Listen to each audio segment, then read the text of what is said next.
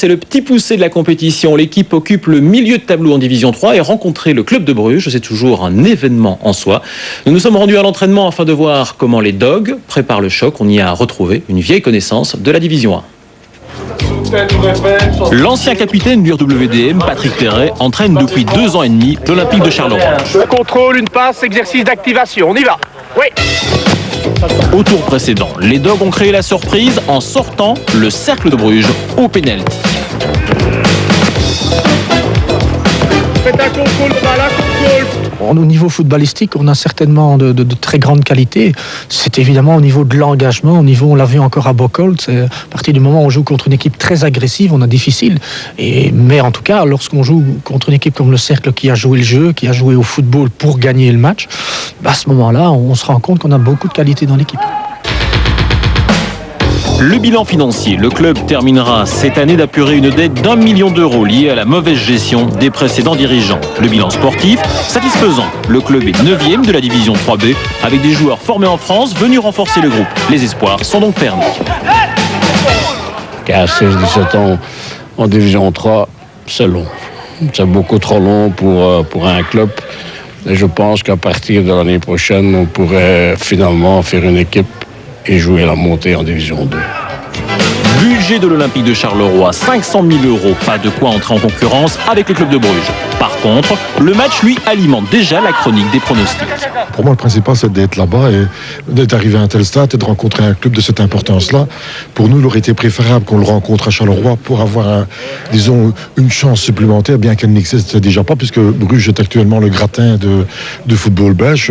Match nul à la fin du match. Et l'Olympique qualifié après les pénalités. La même chose qu'au match aller. J'avais déjà dit qu'on serait qualifié au match aller, on a été qualifié. Ici, je dis encore qu'on sera qualifié, mais aux prolongations, pas match nul. On va se rendre au club de Bruges avec une équipe complète et totalement motivée pour essayer de ne pas d'être à la hauteur, quoi, voilà. Donc, back gauche, donc ça veut dire qu'avec un peu de chance, tu vas te retrouver face à Gert Verheyen. Oui, c'est clair que ça va pas être facile du tout. Je pense que Verheyen a pas mal d'expérience. Il a joué quelques Coupes du Monde et jouer contre un joueur comme ça va être bien sûr ça va être du bonheur pour moi, quoi. Et bon, je vais essayer de m'en tirer le mieux possible.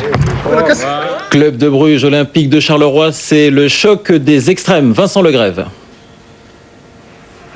On est reparti avec Hermans. Hermans qui trouve sur la droite Hans Cornelis, qui se met sur son pied gauche, centre de Cornelis au deuxième poteau, Verichakou, la tête et le premier but. But pour le club de Bruges inscrit par Ishaku, à moins que ce ne soit Victor qui ait prolongé ce ballon. Un centre venu de la droite des pieds de Hans Cornelis, Ishaku esselé au deuxième poteau qui a pu placer sa tête et début de rencontre idéale. On joue depuis 4 minutes 30. Del Ferrière pour le dégagement en direction de... C'est la Monaca qui trouve parfaitement Katinus. Attention, le centre de Katinus. Il faut un dégagement catastrophe de Birger Martens. Première grosse occasion pour l'Olympique de Charleroi. Roulans. Un Cornelis. Nouveau centre du pied droit. Nouveau esselé, c'est Gvozdenovic sur le poteau. Frappe de Gvozdenovic sur le poteau. À nouveau, un joueur du club de Bruges qui était esselé sur le flanc gauche. Ce n'est pas terminé. Cornelis à nouveau, qui joue avec Victor. Il faut un retour de Bagdad pour tenter de se dégager. Voilà, c'est fait. Victor, centre de Roulans pour Ishaku et c'est le deuxième but.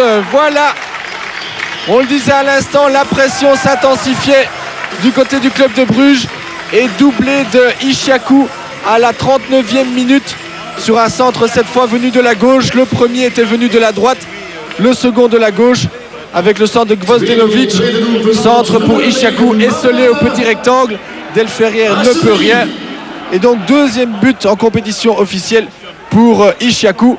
Et la pirouette en prime. 2-0 pour le club de Bruges avec Degla.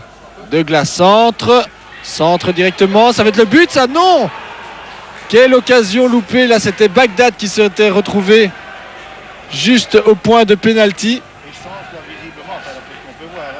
Avec la frappe et la nouvelle intervention de Steinen.